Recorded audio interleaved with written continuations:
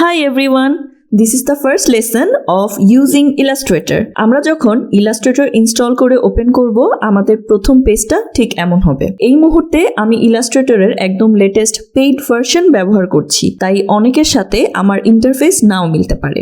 আমরা কোন ভার্সন ব্যবহার করছি সেটাও আমরা চেক করতে পারি। আমরা যারা ম্যাক ব্যবহার করছি তারা Illustrator-এর উপরে ক্লিক করে ভার্সন চেক করতে পারবো, আর যারা উইন্ডোজ ব্যবহার করছি তারা হেল্প থেকে অ্যাবাউট ইলাস্ট্রেটরে গিয়ে যে ভার্সন আমরা ব্যবহার করছি সেই ভার্সন নিতে পারবো। যেহেতু আমরা একদম বিগিনারদের জন্য শুরু করছি, আমি একদম শুরু থেকেই শুরু করব।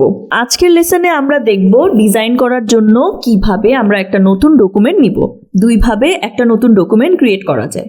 একদম বামে ক্রিয়েট নিউ এই অপশনে গিয়ে অথবা ফাইল থেকে নিউতে গিয়ে আমরা নিউ ডকুমেন্ট নিতে পারবো। এখন আমরা এখানে দেখতে পাচ্ছি রিসেন্ট। এই অপশনে আমরা রিসেন্ট যা যা কাজ করেছি তা শো করবে। তারপর আছে সেভড ওয়ান, তারপর আছে মোবাইল প্রিসেটস। পেইড ভার্সন যারা ইউজ করো তারা ক্রিয়েটিভ ক্লাউডে অনেক ফ্রি টেমপ্লেটও পাবে, যেটা আমরা এখানে দেখতে পাচ্ছি।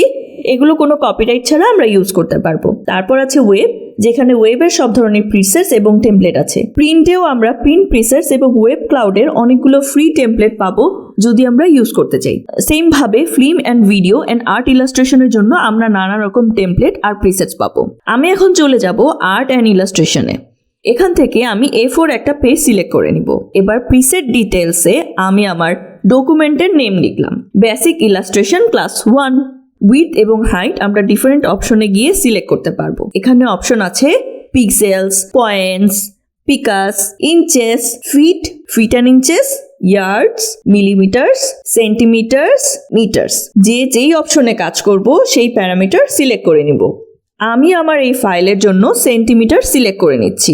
আমার গার্মেন্টের মেজারমেন্টগুলো যেহেতু সেন্টিমিটারে থাকে, আমি সবসময় সেন্টিমিটারে কাজ করতেই বেশি স্বাচ্ছন্দ্য বোধ করি। ওরিয়েন্টেশন ভার্টিক্যাল বা ল্যান্ডস্কেপ দুইভাবেই নেওয়া যায়। আমি ল্যান্ডস্কেপ চুজ করছি, তোমরা তোমাদের পছন্দ মতো নিয়ে নিও। আর্ট বোর্ড আমরা আমাদের নিজেদের ডিজাইন প্ল্যান অনুযায়ী যতগুলো ইচ্ছে ততগুলো নিতে পারবো। আমি এখন একটা আর্টবোর্ডই নিয়ে নিচ্ছি। ব্লিড থেকে আমি কিছু চেঞ্জ করব না।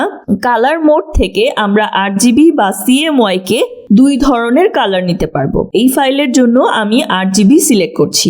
বাই দ্য ওয়ে, এই অ্যাডভান্স অপশন আমরা চাইলে ওপেন বা ক্লোজ রাখতে পারি আমরা আমাদের ওয়ার্কিং কমফোর্টেবিলিটি অনুযায়ী। দেন রাস্টার এফেক্টস এর আন্ডার স্ক্রিন 72, 150, 300, 360 PPI আছে। প্রিভিউ মোড ডিফল্টেই রাখবো, এখন কিছু চেঞ্জ করব না। মোর সেটিংসে আমরা এই সেম ধরনের প্রিভিউ পাবো।